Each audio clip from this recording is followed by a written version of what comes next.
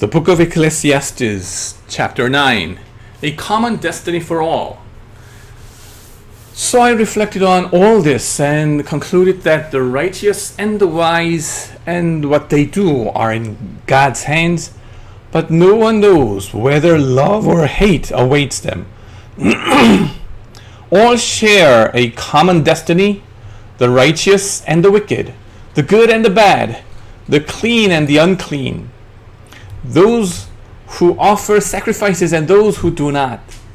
As it is with the good, so with the sinful. As it is with those who take oaths, so with those who are afraid to take them. This is the evil in everything that happens under the sun. The same destiny overtakes all. The hearts of people, moreover, are full of evil, and there is madness in their hearts while they live, and afterwards they join the dead. Anyone who is among the living has hope. Even a live dog is better off than a dead lion. For the living know that they will die, but the dead know nothing. They have no further reward, and even their name is forgotten. Their love, their hate, and their jealousy have long since vanished. Never again will they have a part of anything that happens under the sun. Go, eat your food with gladness and drink your wine with a joyful heart. For God has already approved what you do. Always be clothed in white, and always anoint your head with oil. Enjoy life with your wife, whom you love, all the days of this meaningless life that God has given you under the sun, all your meaningless days. For this is your lot in life and in your toilsome labor under the sun. Whoever your hand finds to do, do it with all your might. For in the realm of the dead, there where you are going, there is neither working nor planning, nor knowledge nor wisdom. I have seen something else under the sun. The race is not to the swift, or the battle to the strong, nor does food come to the wise, or wealth to the brilliant, or favor to the learned. But the time and chance happen to them all. Moreover, no one knows when their hour will come. As fish are caught in a cruel net, or birds are taken in a snare, so people are trapped by evil times that fall unexpectedly upon them. Wisdom better than folly. I also saw under the sun this example of wisdom that greatly impressed me. There was once a small city with only a few people in it, and a powerful king came against it, surrounded it, and built huge siege works against it. Now there lived in that city a man poor but wise, and he saved the city by his wisdom. But nobody remembered that poor man. So I said, wisdom is better than strength, but the poor man's wisdom is despised, and his words are no longer heeded. The quiet words of the wise are more to be heeded than the shouts of a ruler of fools. Wisdom is better than weapons of war, but one sinner destroys much good. Chapter 10. As dead flies give perfume a bad smell, so a little folly outweighs wisdom and honor. The heart of the wise inclines to the right, but the heart of the fool to the left. Even as fools walk along the road, they lack sense, and show everyone how stupid they are. If a ruler's anger rises against you, do not leave your post. Calmness can lay great offenses to rest.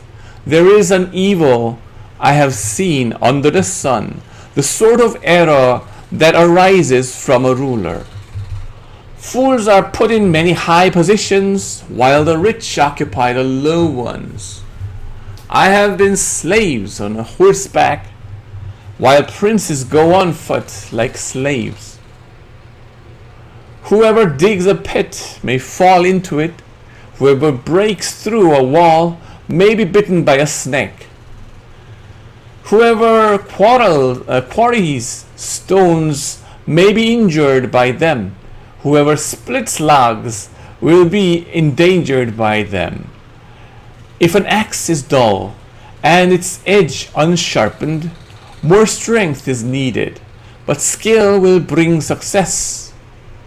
If a snake bites before it is charmed, the charmer receives no fee. Words from the mouth of the wise are gracious, but fools are consumed by their own lips. At the beginning, their words are folly. At the end, they are wicked madness. And fools multiply words. No one knows what is coming. Who can tell someone else what will happen after them? The toil of fools wearies them. They do not know the way to town. Woe to the land whose king was a servant, and whose princes feast in the morning. Blessed is the land whose king is of noble birth, and whose princes eat at the proper time. For strength and not for drunkenness. Through laziness the rafters sag. Because of idle hands the house leaks. A feast is made for laughter. Wine makes life merry, and money is the answer for everything. Do not revile the king even in your thoughts, or curse the rich in your bedroom, because a bird in the sky may carry your words, and a bird on the wing may report what you say. Invest in many ventures. Chapter 11.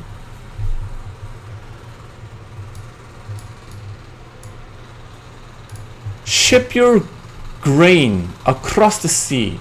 After many days, you may receive a return. Invest in 7 ventures, yes, in 8. You do not know what disaster may come upon the land. If clouds are full of water, they pour rain on the earth.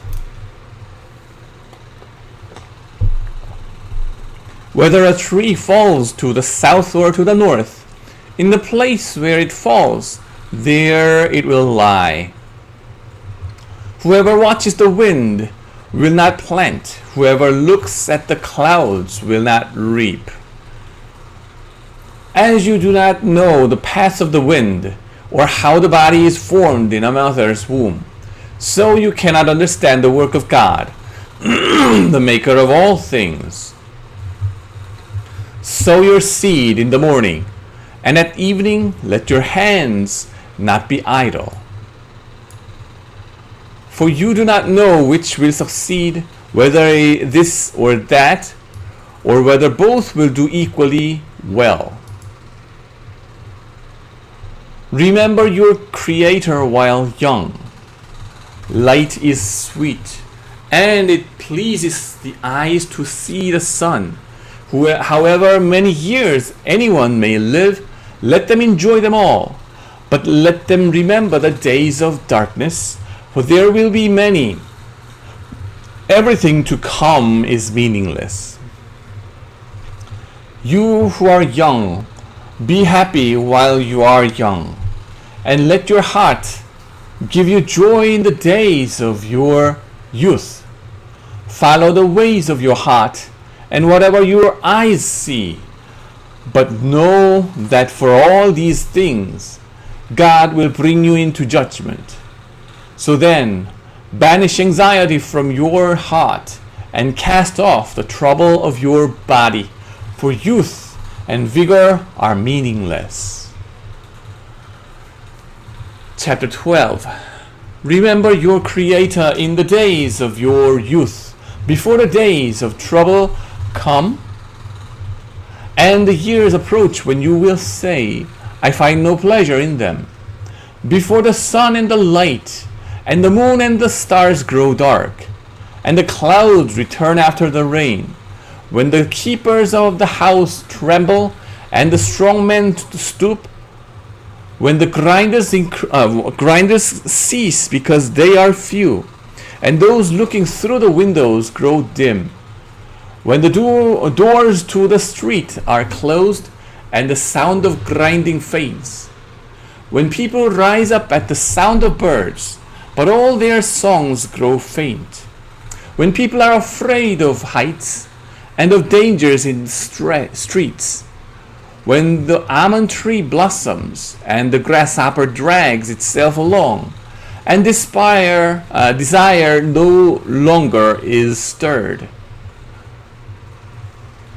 Then people go to their eternal home, and mourners go about the streets.